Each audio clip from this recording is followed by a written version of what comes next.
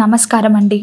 ఈరోజు మనం మాట్లాడుకోబోయే విషయం బహుశా మీ జీవితాన్ని, మీ ఆలోచన విధానాన్ని పూర్తిగా మార్చేయబోతుంది. అవును, మీరు వింటున్నదే నిజమే. ఏప్రిల్ 17 ఈ తేదీని ఒక్కసారి డైరీలో రాసుకోండి, లేదా మీ మనసులో గట్టిగా ముద్ర వేసుకోండి. ఎందుకంటే ఆకాశంలో జరిగే ఒక అద్భుతమైన అతిపెద్ద గ్రహ మార్పు మనలో చాలా మంది జీవితాలలో ఒక పెద్ద తుఫానుని రేపబోతుంది. కర్మాలకి సాక్షిగా, న్యాయాధికారిగా పిలువబడే ఆ శనిదేవుడు తనదైన శైలిలో ఒక పెద్ద అగ్ని పరీక్షను ప్రారంభించబోతున్నాడు. ఈ వీడియో చూస్తున్న మీలో చాలా మందికి ఒక ప్రశ్న మొదలవుతూ ఉండవచ్చు. అసలు ఏంటి ఈ అగ్ని పరీక్ష? నా రాశి కూడా ఇందులో ఉందా? ఒకవేళ ఉంటే నేను ఎలా నన్ను నేను కాపాడుకోవాలి అని. ఈ వీడియో కేవలం ఒక జ్యోతిష్య పరిహారం లాంటిది కాదు. ఇది మీ జీవితానికి ఒక మార్గదర్శి లాంటిది. ఊహించని మలుపులు, కెరియర్లో ఎత్తుపలాలు, డబ్బు విషయంలో జాగ్రత్తలు, ఇలా ప్రతి విషయాన్ని చాలా లోతుగా, సూటిగా మీ గుండెకు హత్తుకునేలా ఈరోజు మనం మాట్లాడుకోబోతున్నాం. ఈ వీడియో పూర్తయ్యేసరికి మీకు భయం కాదు, ఒక అద్భుతమైన ధైర్యం మీలో వస్తుంది. కాబట్టి ఎక్కడ కూడా స్కిప్ చేయకండి. ప్రతి అక్షరాన్ని జాగ్రత్తగా వినండి. ఈ ప్రయాణం చాలా ఉత్కంఠభరితంగా ఉండబోతుంది. మనలో చాలా మందికి శనిదేవుడు అనగానే ఒక రకమైన భయం ఉంటుంది. ఏదో కీడు జరుగుతుందేమో, మనల్ని శిక్షిస్తాడేమో అనే ఆందోళన ఉంటుంది. కానీ నిజానికి శనిదేవుడు శిక్షించేవాడు కాదు. మన కర్మలకి సరైన ప్రతిఫలాన్ని ఇచ్చే అద్భుతమైన గురువు. ఎవరైతే తప్పులు చేస్తారో వారిని దారిలో పెడతాడు. ఎవరైతే నిజాయితీగా కష్టపడతారో వారిని సింహాసనం మీద కూర్చోబెడతాడు. అయితే ఈ ఏప్రిల్ 17 నుంచి ఆయన వెయ్యబోయే అడుగులు కొన్ని రాశుల వారిని మాత్రం కాస్త గట్టిగానే కుదిపేయబోతున్నాయి. ప్రధానంగా ఒక 4 రాశుల వారిని శనిదేవుడు తన అగ్ని పరీక్ష కోసం ఎంచుకున్నాడు. అసలు అగ్ని పరీక్ష అంటే ఏమిటి? ఒక బంగారాన్ని నిప్పులు కాల్చినప్పుడే కదా దానికి అసలైన మెరుపు వచ్చేది. అలాగే ఈ రాశుల వారిని కూడా శనిదేవుడు ఒక కొలిమిలో వేసి కాల్చబోతున్నాడు. దీని ఉద్దేశం వాళ్ళని నాశనం చేయడం కాదు, వాళ్ళలోని అసలైన శక్తిని బయటకు తీసుకురావడం. ఈ 4 రాశులలో ముందుగా మొదటి స్థానంలో నిలిచిన శనిదేవుడు ఆగ్రహానికి లేదా ఈ తీవ్రమైన పరీక్షకు గురవుతున్న రాశి మేషరాశి. అవును, మేషరాశి వారితో పాటు మరికొన్ని రాశుల వారి జీవితంలో ఏప్రిల్ 17 తర్వాత కొన్ని అనుకోని సంఘటనలు జరిగే అవకాశం చాలా స్పష్టంగా కనిపిస్తుంది. మీరు ఒక సాధారణ ఉద్యోగి అయినా లేదా పెద్ద వ్యాపారవేత్త అయినా మీరు అస్సలు ఊహించని మార్పులు మీ ముందుకు రాబోతున్నాయి. ముఖ్యంగా ఉద్యోగం చేసేవారికి ఈ సమయం ఒక పెద్ద సవాల్ లాంటిది. ఆఫీసులలో మీ పైన అకారంగా ఒత్తిడి పెరగవచ్చు. మీరు చేసిన పనికి గుర్తింపు రాకపోవచ్చు. ఎదుటివారి తప్పులను కూడా నీ నెత్తిన వేసే అవకాశం రావచ్చు. పక్క సీట్లో కూర్చొని మీతో నవ్వుతూ మాట్లాడే వాళ్ళే పై అధికారుల దగ్గర మీ గురించి తప్పుగా చెప్పవచ్చు. ఉన్న పలంగా బదిలీలు అవ్వడం లేదా మీకు ఇష్టమైన ప్రాజెక్టులు మీ చేతిలో నుంచి జారిపోవడం లాంటివి జరగవచ్చు. ఇవన్నీ చూసి ఒక రకమైన అభద్రతా భావం మిమ్మల్ని వెంటాడుతుంది. నేను ఇంత కష్టపడుతున్నా నాకే ఎందుకు ఇలా జరుగుతుంది అని మీలో మీరు మదనపడే పరిస్థితులు వస్తాయి. అలాగే వ్యాపారం చేసేవారు కూడా ఈ సమయంలో ఎంత జాగ్రత్తగా ఉంటే అంత మంచిది. వ్యాపారంలో పెట్టుబడులు పెట్టేటప్పుడు 10 సార్లు కాదు 100 సార్లు ఆలోచించాలి. ఎదుటివారు ఎంత ఆకర్షమైన ఆఫర్లు పెట్టినప్పటికీ గుడ్డిగా నమ్మి సంతకాలు చేయడం కానీ డబ్బులు బదిలీ చేయడం కానీ చేయకూడదు. ఎందుకంటే ఈ సమయంలో మీరు చేసే ప్రతి తప్పుడు అడుగు శనిదేవుడి కంట పడుతుంది.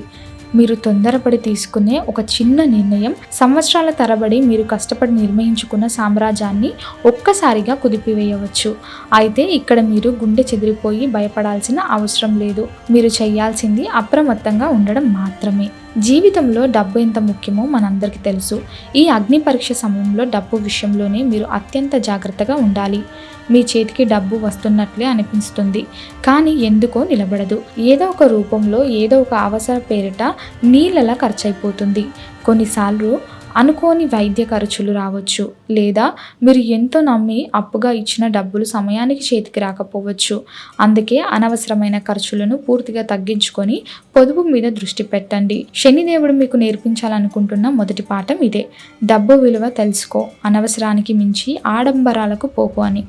ఈ పాఠాన్ని మీరు ఎంత తొందరగా మీ జీవితానికి అన్వయించుకుంటే ఈ అగ్ని పరీక్ష నుండి అంత త్వరగా అంత సురక్షితంగా బయటపడతారు. ఇంతవరకు మనం మాట్లాడుకుంటున్న విషయాలు మీకు అర్థవంతంగా అనిపిస్తే ఖచ్చితంగా ఈ వీడియోని ఒక లైక్ చేయండి. మీ లైక్ ద్వారా ఈ ముఖ్యమైన సమాచారం మరికొంతమందికి చేరుతుంది. తెలియని కష్టాలలో ఉన్న వాళ్ళ జీవితాలకు కూడా ఒక దారి చూపించిన వాళ్ళం అవుతాం.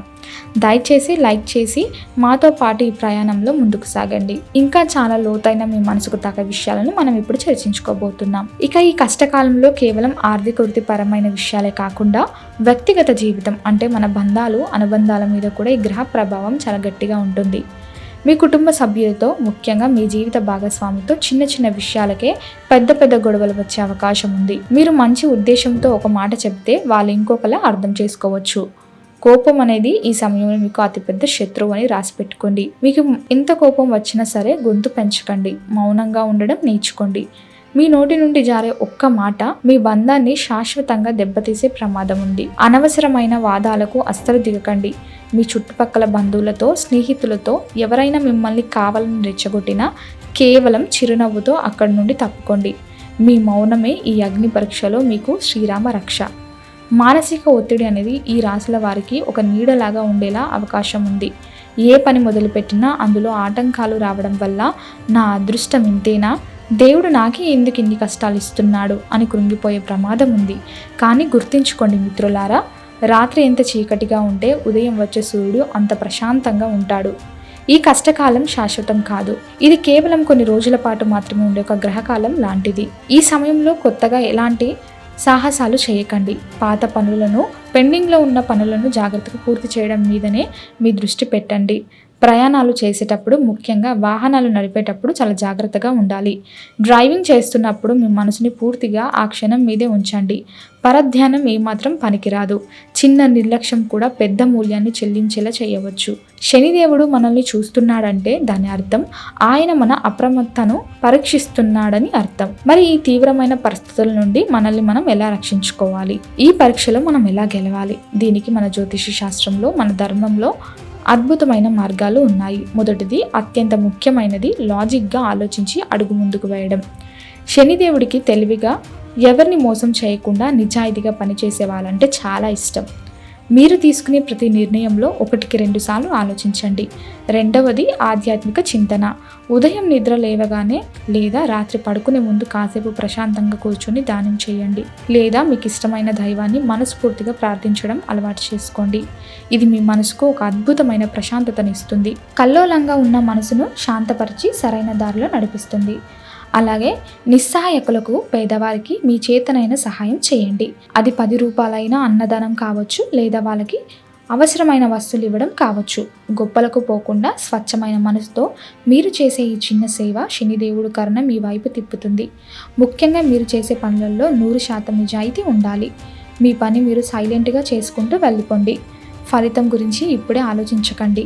కర్మను నమ్ముకోండి. శనిదేవుడు ఎన్ని పరీక్షలు పెట్టినా మీరు భయపడకుండా, కృంగిపోకుండా ధైర్యంగా నిలబడితే ఆ పరీక్షల్లో చివర ఆయన మీకు ఇచ్చే బహుమతి చాలా అద్భుతంగా ఉంటుంది. మీరు కోల్పోతున్న దానికంటే 10 ఎక్కువగా వడ్డీతో సహా తిరిగిస్తాడు. ఒక్కసారి ప్రశాంతంగా ఆలోచించండి. జీవితం అంటే ఎప్పుడు ఒకేలా ఉండే పూల పాన్పు కాదు. అప్పుడప్పుడు ముళ్ళు కూడా గుచ్చుకుంటాయి. ఈ ఏప్రిల్ 17 నుండి వచ్చే సమయం ఈ ముళ్ళ దారి లాంటిదే. కానీ ఆ దారి చివరన ఒక అద్భుతమైన గమ్యం మీకోసం ఎదురు చూస్తుంది. ఈ రాశుల వారు ఈ సమయంలో తమను తాము ఒక యోధుడిగా భావించాలి. యుద్ధంలో దెబ్బలు తగలడం సహజం, కానీ ఓటమిని అంగీకరించకుండా చివరి శ్వాస వరకు పోరాడేవాడే నిజమైన విజేత. మీ చుట్టుపక్కల ఉన్న పరిస్థితులు మిమ్మల్ని భయపెట్టవచ్చు. మీ తోటి వారు మిమ్మల్ని విమర్శించవచ్చు. నీ పని అయిపోయింది, నువ్వు ఇక పైకి రాలేవు అని మీ ఆత్మవిశ్వాసాన్ని దెబ్బతీసే ప్రయత్నం చేయవచ్చు. కానీ వాళ్ళ మాటలు మీ బుర్రలోనికి ఎక్కించుకోకండి. మీ పైన మీకు ఎనలేని నమ్మకం ఉండాలి. శనిదేవుడి సంచారం అనేది ఎవరి జీవితంలోనూ ఊరికే రాదు. అది ఒక బలమైన కారణంతోనే వస్తుంది. మనలో దాగి ఉన్న అహంకారాన్ని కరిగించడానికి, మన కళ్ళు కప్పేసిన భ్రమను తొలగించడానికి వస్తుంది. ఈ సమయంలో మీరు మీ గత తప్పులను సమీక్షించుకోవాలి. గతంలో ఎక్కడ పొరపాట్లు చేశారు? ఎవరినైనా మీ మాటలతో బాధ పెట్టారా? అనవసరంగా డబ్బు ఎక్కడైనా ఖర్చు చేశారా? ఇలాంటి వాటన్నిటికీ మీరే ఒక లెక్క వేసుకోవాలి. ఈ ఆత్మవిమర్శన మిమ్మల్ని మరింత ఉన్నత వ్యక్తిగా మారుస్తుంది. శనిగ్రహం చాలా నెమ్మదిగా కదిలే గ్రహం, అందుకే ఆయన ఇచ్చే ఫలితాలు కూడా నెమ్మదిగానే ఉంటాయి. తక్షణ లాభం కనిపించకపోవచ్చు, దానికి చాలా ఓపిక కావాలి. ఆ ఓపిక, సహనాన్ని నేర్పించడానికి శని భగవంతుడు ఈ అగ్ని పరీక్షను వాడుకుంటాడు. మీరు ఎంతటి క్లిష్ట పరిస్థితిలో ఉన్నా ఒక విషయాన్ని మాత్రం ఎప్పుడు మర్చిపోకండి. మీ వెనుక ఒక దృశ్యం శక్తి మిమ్మల్ని ఎప్పుడు కాపాడుతూనే ఉంటుంది. శని భగవంతుడు ఒక కఠినమైన తండ్రి లాంటివాడు. తండ్రి తన పిల్లలను కష్టపెట్టినా, దండించినా దాని వెనుక వాళ్ళ భవిష్యత్తు అద్భుతంగా ఉండాలనే తపన ఎలా దాగుంటుందో, శనిదేవుడు ప్రతి చర్య వెనుక కూడా అంతే గాఢమైన ప్రేమ ఉంటుంది. కాబట్టి ఆయనను చూసి భయపడకండి. ఆయనకి చేతులెత్తి నమస్కరించి గౌరవం ఇవ్వండి. చివరిగా నేను మీకు చెప్పేది ఒకటే. ఈ జీవితం చాలా చిన్నది, కానీ ఇందులో మనం నేర్చుకోవాల్సిన పాఠాలు, ఎదుర్కోవాల్సిన సవాలు చాలా ఉన్నాయి.